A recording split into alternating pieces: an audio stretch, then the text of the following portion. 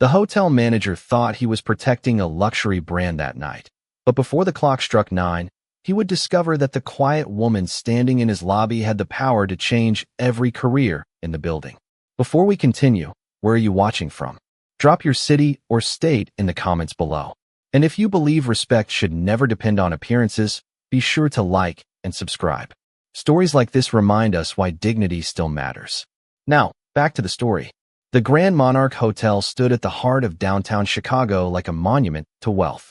Its glass facade reflected the evening lights of the city, while luxury sedans lined the entrance beneath a canopy of polished steel and gold. Inside, crystal chandeliers bathed the marble lobby in warm light.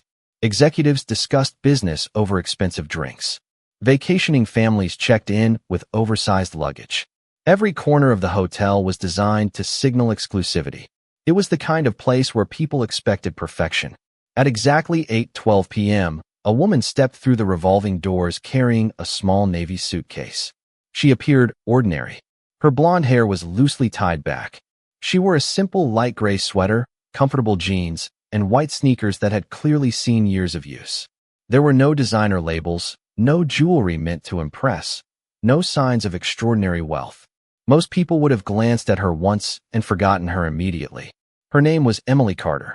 At 38 years old, she moved with a calm confidence that came from knowing exactly who she was.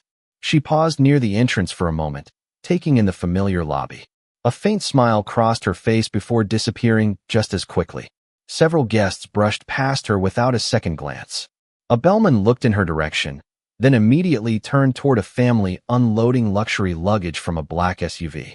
Behind the front desk, assistant manager Derek Lawson noticed her arrival. Derek prided himself on reading people within seconds. In his mind, luxury hospitality wasn't simply about service. It was about identifying who deserved priority. He glanced at Emily's clothing, her modest suitcase, and her quiet demeanor. Within moments, he had already placed her into a category. Not important, not a VIP, not someone who belonged among the hotel's elite clientele. Emily slowly approached the reception desk while the sounds of rolling suitcases echoed across the marble floor. The young receptionist was finishing paperwork for another guest and barely acknowledged her presence. Emily waited patiently. 1 minute passed, then another. 2 guests who had arrived after her were greeted first. Emily said nothing. She simply folded her hands and waited. From across the lobby, Derek watched the scene unfold with growing certainty. To him, she looked like someone who had wandered into a place she could not afford. What he didn't know was that every assumption he was making would soon become the source of his deepest regret. Because the woman standing quietly beneath the chandelier wasn't simply another guest searching for a room. And before the night was over, everyone in that lobby would learn a lesson that no luxury hotel training program could ever teach. Emily continued waiting at the reception desk while the elegant lobby buzzed with activity around her. The young receptionist finally looked up from her computer screen, offering a smile that felt more rehearsed than sincere. "Can I help you?" she asked. Emily nodded politely and slid her identification across the counter. "I have a reservation under Emily Carter." The receptionist typed for several seconds before her expression shifted slightly. She glanced at the screen, then at Emily, then back to the screen again. "1 moment, please." Emily remained calm. Behind her, another guest approached carrying designer shopping bags. Within seconds, a second receptionist appeared and enthusiastically welcomed the newcomer. Complimentary bottled water was offered. Questions were answered immediately. Meanwhile, Emily stood in silence. The contrast was impossible to miss. The receptionist eventually returned. "I am sorry, ma'am, but there appears to be an issue with your reservation." Emily tilted her head slightly. "What kind of issue?" "The room is currently unavailable." Emily frowned. "Unavailable? I booked it nearly 3 weeks ago." More typing followed. "Yes, well, it seems there has been an adjustment in inventory." The explanation made little sense, but Emily did not challenge her. She simply asked, "Is there another room available?" The receptionist hesitated before speaking. "Not at this time." Emily glanced around the massive hotel. Guests were checking in continuously. Bellmen moved luggage carts through the lobby. A digital display near the concierge desk proudly advertised luxury suites and executive accommodations. The hotel hardly appeared full. From his position nearby, Derek Lawson observed the exchange. Something about Emily's calm demeanor irritated him. Most rejected guests became emotional or argumentative. She did neither. She simply stood there with quiet patience, forcing him to confront the uncomfortable possibility that she might not leave on her own. Derek approached the desk. His polished shoes clicked softly against the marble floor. "Is there a problem?" he asked. The receptionist immediately straightened. "This guest claims she has a reservation, but there appears to be a conflict." Derek looked directly at Emily for the first time. "May I see your confirmation?" Emily opened her email and handed him her phone. He reviewed the information. The reservation was legitimate. The room had indeed been booked weeks earlier. Yet instead of correcting the situation, Derek handed the phone back. "Unfortunately, there is nothing we can do." Emily remained composed. "I drove almost 300 miles today. Are you telling me that despite a confirmed reservation, you cannot provide a room?" Derek folded his hands. "What I am saying is that certain accommodations are prioritized for valued guests when unexpected situations arise." The words hung in the air. Several nearby travelers glanced toward the conversation. Emily understood exactly what he meant. In his eyes, she was not a valued guest. She was simply someone who did not look like she belonged. For the first time, a faint sadness appeared in her eyes. Not because of the inconvenience, but because she recognized the judgment behind it. Derek mistook her silence for defeat. He had no idea that the woman standing before him knew more about this hotel than anyone in the building except one person. And that person would soon be walking through the front doors. Emily slowly slipped her phone back into her purse and rested one hand on the handle of her suitcase. Around her, conversations continued, but the atmosphere near the reception desk had changed. People were listening now. A businessman standing nearby lowered his newspaper. A couple waiting for an elevator exchanged curious glances. Even a concierge across the lobby appeared uncomfortable with what was unfolding. Derek noticed the attention and decided to end the situation quickly. In his experience, confidence and authority usually discourage questions. "Ma'am," he said, his voice becoming noticeably firmer. "If we cannot accommodate your reservation, then there is nothing further to discuss." Emily looked at him calmly. "I understand mistakes happen. I am only asking for a reasonable solution." Derek forced a smile. "The solution is simple. There are several budget hotels within a few miles of here." The words landed harder than he intended. A brief silence settled over the surrounding area. Emily knew exactly what he was implying. He was not recommending another hotel because of availability. He was recommending it because he believed that was where someone dressed like her belonged. For a moment, disappointment crossed her face. Not anger, not humiliation, simply disappointment. The kind that comes when someone fails a test they never realized they were taking. A woman standing nearby frowned at Derek's comment. Another guest quietly shook his head. Yet Derek remained completely unaware of how he sounded. Years of success inside luxury hospitality had convinced him that appearances revealed everything worth knowing about a person. Emily took a slow breath. "So despite having a valid reservation and despite rooms being advertised as available tonight, you are asking me to leave?" Derek glanced toward the large digital display showcasing executive suites and luxury accommodations. His jaw tightened slightly. "Certain rooms are reserved for premium guests." Emily's eyes briefly moved toward the display as well. She knew the occupancy numbers. She knew the booking system. She knew exactly how many suites were empty at that moment. Yet she said nothing. The room grew quiet again. Derek interpreted her silence as surrender. "I think that would be best for everyone." The sentence had barely left his mouth when another voice entered the conversation. "Best for everyone?" The words came from an older gentleman seated near the lobby fireplace. He stood slowly and adjusted his jacket.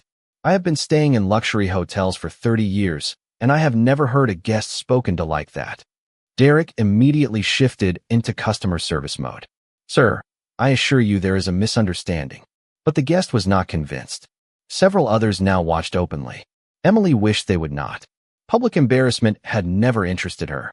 She had always believed character revealed itself when nobody important was watching. Unfortunately for Derek, someone important was about to watch. Beyond the glass entrance doors, a black sedan pulled beneath the illuminated canopy. The valet staff instantly straightened. Security personnel adjusted their posture. A subtle ripple moved through the hotel entrance. the kind of reaction that occurred whenever someone powerful arrived. Emily noticed the vehicle and glanced toward the doors. For the first time all evening, a faint smile appeared. Derek saw the expression and assumed she was finally preparing to leave. He could not have been more wrong. Within minutes, the entire lobby would discover that the woman he had just tried to send away was connected to the very foundation upon which the Grand Monarch Hotel had been built.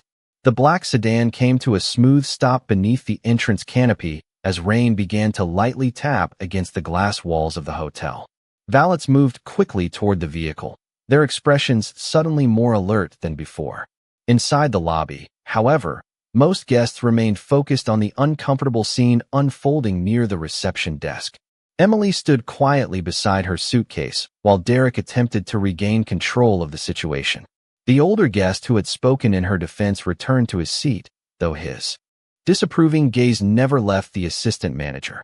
A young couple standing near the elevators whispered among themselves. A business traveler checking emails occasionally glanced up from his phone. The atmosphere felt different now. People were paying attention. Derek could feel it. Unfortunately, instead of softening his approach, he became more determined to prove he was right. "Ma'am," he said, forcing another professional smile. "I believe we have already explained the situation." Emily nodded politely. "You have explained your decision. You have not explained why it was made." Several nearby guests exchanged looks.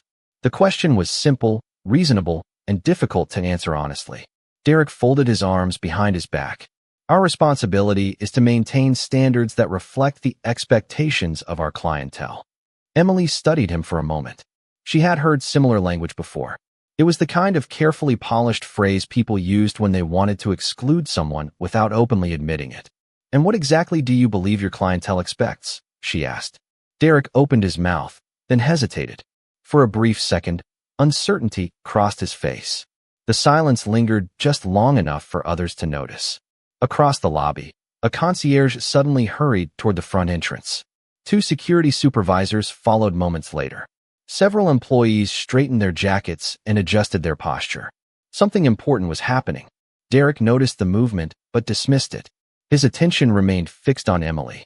He was so focused on removing what he viewed as a problem that he failed to recognize the much larger problem approaching from outside.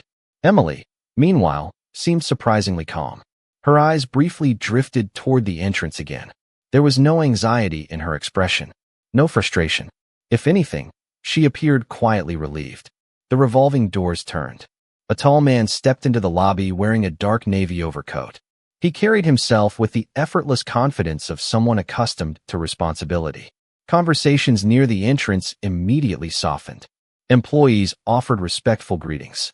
Even guests who did not recognize him instinctively sensed his importance. Yet the man did not stop to acknowledge anyone. His eyes moved across the lobby until they found Emily. A warm smile appeared on his face. At that exact moment, another problem emerged. A visibly upset international guest approached the front desk, holding reservation paperwork. Behind him stood three colleagues, equally frustrated. Their transportation had arrived from the airport, but according to the hotel system, none of their executive suites were ready. The group had traveled nearly 4,000 miles for an investment conference scheduled to begin the next morning. Voices remained polite, but tension quickly spread. Derek turned toward the new situation, immediately recognizing its seriousness. The arriving executives represented a multi-million-dollar partnership opportunity for the hotel brand. What he did not realize was that within the next few minutes, the woman he had been trying to remove from the property would become the only person capable of preventing the evening from turning into a public disaster. The executives gathered around the reception desk with growing concern. Their lead representative, a silver-haired investor named Robert Whitaker, placed a folder on the counter and spoke with measured patience. "Our company confirmed these reservations 6 months ago. We have meetings beginning at 7 tomorrow morning. We need access to our suites tonight." The receptionist nervously checked the system again. Her face turned pale. Derek stepped forward immediately, attempting to project confidence. "Please accept our apologies. There appears to be a temporary issue with the reservation platform." Robert frowned. "A temporary issue that somehow affects 4 executive suites." Derek forced a smile. "We are investigating the matter now." Behind the desk, employees exchanged worried glances. The problem was far worse than Derek realized. Earlier that afternoon, a software update had incorrectly reassigned several premium reservations. Most employees did not yet understand the full scope of the damage. What began as a small error was rapidly becoming a major operational crisis. More guests started approaching the desk. Some had missing room assignments. Others had incorrect bookings.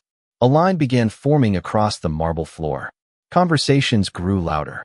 The elegant atmosphere that the Grand Monarch Hotel carefully cultivated every day was beginning to crack. Emily quietly observed everything. She recognized the symptoms immediately. Years ago, she had spent countless hours helping develop guest service protocols for situations exactly like this. She knew how quickly frustration could spread through a lobby. More importantly, she knew how much damage a single bad night could do to a hotel's reputation. Derek rubbed his forehead. The confidence that had defined him earlier was beginning to fade.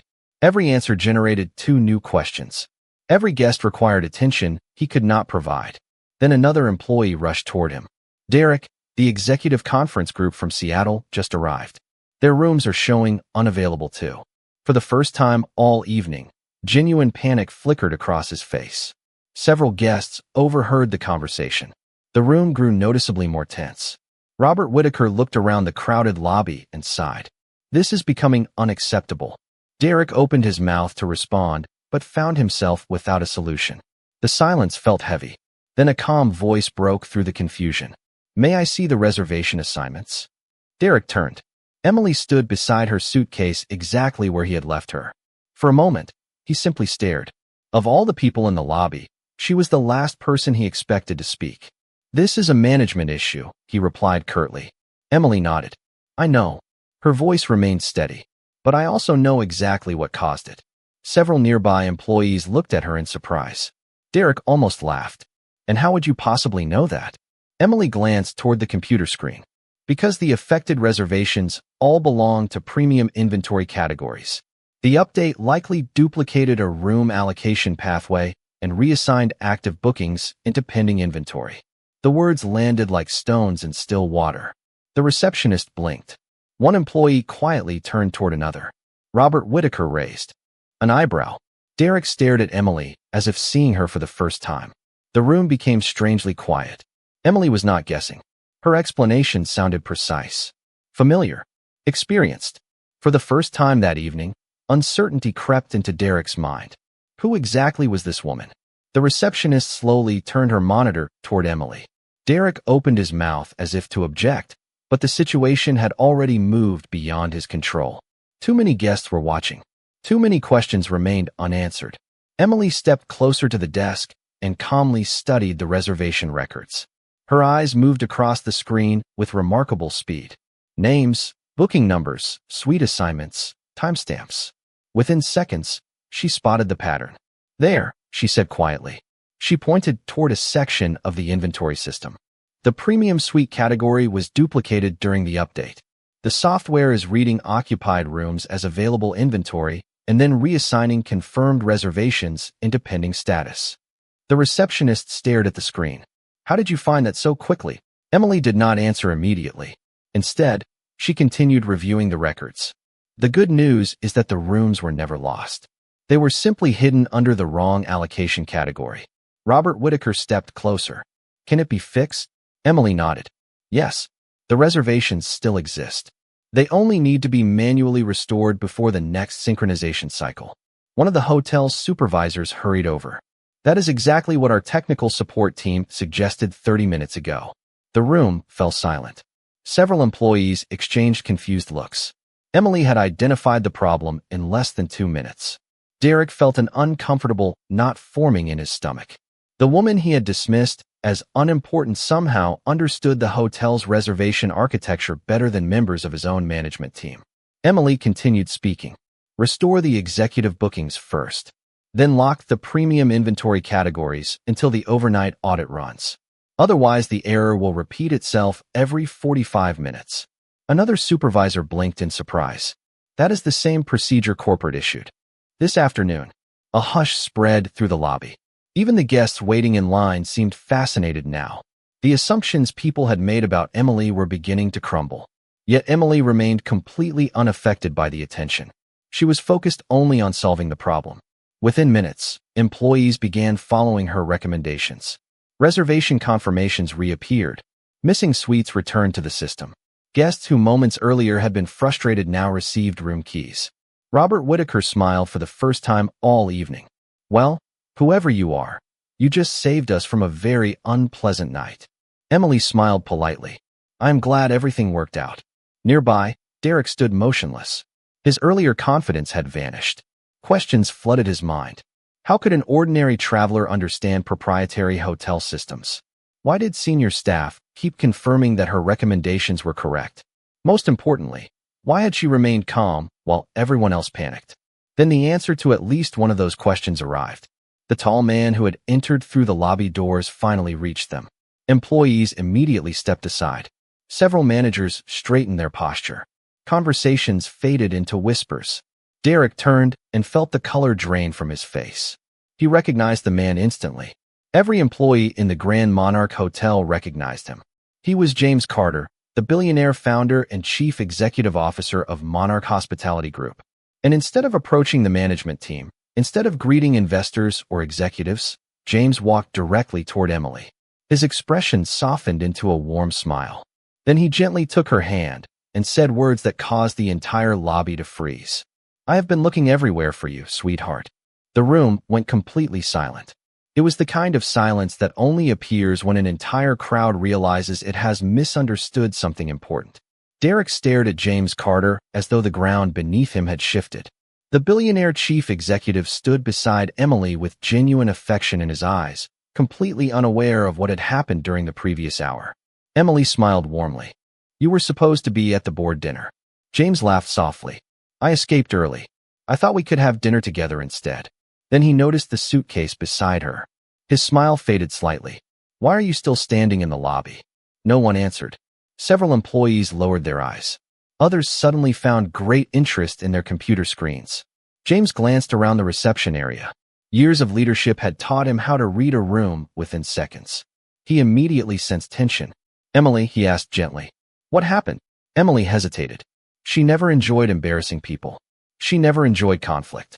Yet before she could answer, Robert Whitaker stepped forward. Your wife was denied her reservation. James slowly turned toward him. Denied? Robert nodded. Despite having a confirmed booking, she was also told she would be better off finding a budget hotel elsewhere. A collective breath seemed to leave the room. Derek felt his stomach sink.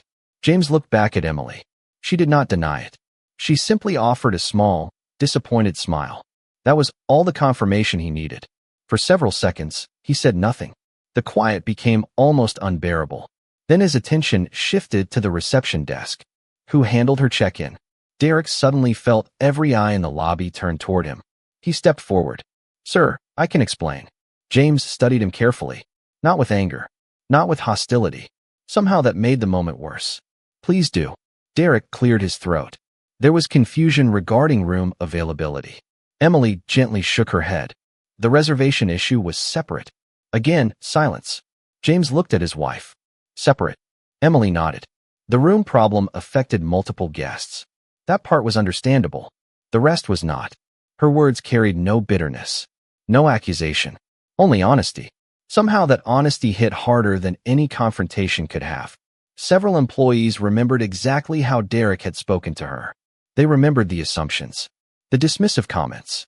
The suggestion that she belonged somewhere cheaper. James listened quietly. The more he learned, the more disappointed he appeared. Finally he looked. Around the magnificent lobby. The marble floors. The crystal chandeliers. The expensive furnishings. Everything the company had spent decades building. Then he asked a question that seemed simple but carried enormous weight. Does anyone here know who designed our original guest service philosophy? No one answered. Most employees were too nervous to speak. James smiled faintly and placed his hand on Emily's shoulder. She did. A wave of shock moved through the crowd. Even Robert Whitaker looked surprised. James continued. Long before we owned luxury properties across the country, Emily helped create the principles this company was built upon. One of those principles was simple. Every guest deserves respect before they earn status. The room went silent again. This time, no one looked at Emily's clothes. No one noticed her worn sneakers or simple sweater. They only saw the woman they had completely failed to recognize. No one spoke. The lobby that had been filled with conversations only minutes earlier now felt frozen in time. Derek stood motionless near the reception desk, while James Carter's words echoed through the room. Every employee suddenly remembered the woman they had ignored, the guest they had judged, and the person they had quietly dismissed without ever asking who she was. Emily noticed the fear spreading across several faces and immediately felt uncomfortable. That had never been her goal. She glanced toward James. They did not know. James looked at her for a moment and smiled. Even after everything that had happened, she was still trying to protect people who had treated her unfairly. That was exactly who she had always been. Robert Whitaker shook his head in disbelief. You are telling me the woman who solved the reservation crisis helped build the service model for this entire company? James nodded. More than helped. His voice carried quiet pride. 22 years ago, when we opened our first property, we could not afford consultants. We could not afford luxury experts. We had one small hotel and a lot of hope. Emily created the guest experience standards herself. Several employees exchanged stunned glances. James continued. Many of the principles still taught during employee orientation came from her notes. A young receptionist looked as though she had just remembered something. The phrase, "every guest matters," appeared in training manuals throughout the company. Until that moment, she had never wondered who originally wrote it. The answer was standing only a few feet away. Emily laughed softly. Those notes were written on a kitchen table. James smiled. And they built a company. The room grew quiet once more. This silence felt different. It was no longer tension. It was realization. Derek finally found his voice. Mrs. Carter. He stopped. The words seemed difficult to form. I owe you an apology. Emily looked at him calmly. There was no satisfaction in her expression. No sense of victory. Derek lowered his eyes. I judged you before I knew anything about you. I assumed things I should never have assumed. Then, after everything, you still helped solve our problem. His voice grew quieter. I am sorry. Several employees watched nervously. They expected anger. They expected consequences. They expected the kind of dramatic confrontation often seen when powerful people reveal themselves. Instead, Emily offered a small smile. The reservation problem affected many guests. Solving it was the right thing to do. Derek looked genuinely ashamed. For perhaps the first time in years, he was forced to confront the difference between authority and character. One could be given. The other had to be earned. James observed the exchange carefully. He could have humiliated Derek. He could have made an example out of him in front of everyone. Instead, he turned toward the employees gathered throughout the lobby. Do you know why Emily still travels without special treatment? No one answered. James gently squeezed her hand. Because she believes respect means nothing when it is reserved only for important people. The words settled over the room like a lesson no training seminar could ever teach. And as dozens of employees stood in silence, they slowly began to understand that the woman they had mistaken for an ordinary guest possessed something far more valuable than wealth. She possessed dignity. The lobby slowly came back to life, but something had changed. The marble floors were the same. The chandeliers still cast their warm glow across the room. Guests continued checking in and luggage carts rolled toward the elevators. Yet the people standing there were no longer seeing the hotel the same way. They were seeing it through Emily's eyes. James thanked Robert Whitaker for his patience and personally ensured that every affected guest received upgraded accommodations. Within 30 minutes, the reservation crisis had been fully resolved. The tension that had threatened to damage the evening had disappeared. But the most important lesson had nothing to do with software systems or room assignments. Before leaving the reception area, James gathered the management team together. Derek stood among them, still carrying the weight of everything that had happened. No one spoke. They waited. James looked around the lobby one final time. I am not interested in punishing mistakes, he said calmly. Every person in this company will make mistakes. I have made more than most. Several employees exchanged surprised glances. That was not the speech they expected. What concerns me, James continued, is when assumptions replace curiosity. The moment we believe we know someone's value by looking at them, we stop seeing people clearly. The room remained silent. Emily stood beside him, her small suitcase still resting near the desk. James smiled and nodded toward it. Do you know why she still carries that same old suitcase? Nobody answered. Because she never wanted success to change the way she treated people. She believes character should remain constant whether you are staying in a roadside motel or the finest suite in the city. Emily laughed softly. It is also a very good suitcase. A few nervous smiles appeared around the lobby. The tension finally began to break. Even Derek managed a small smile. Yet he would never forget the embarrassment of that evening. Not because he had been corrected by the company's owner. Because he had been shown kindness by the very person he had treated unfairly. As the crowd slowly dispersed, several employees approached Emily. Some apologized. Others simply thanked her. Each conversation was brief, genuine, human, the way hospitality was always meant to be. Later that evening, after the lobby had quieted and the rain outside had finally stopped, Emily and James stood near the large windows overlooking the city lights. Thousands of cars moved through the streets below. The city never slept. Neither, it seemed, did opportunities to learn. James glanced at her and smiled. You know, you could have told them who you were. Emily shook her head. If people only treat others well because they know who they are, then they missed the point. James nodded. He had heard her say similar things for more than 20 years. And somehow they never stopped being true. Far behind them, Derek watched the couple enter the elevator. He understood something now that no training manual had ever fully taught him. Luxury was not found in crystal chandeliers, expensive furniture, or 5-star ratings. Luxury was treating every person with dignity, even when you believed they had nothing to offer. And that night, in a hotel built on that very principle, everyone finally remembered what true hospitality looked like.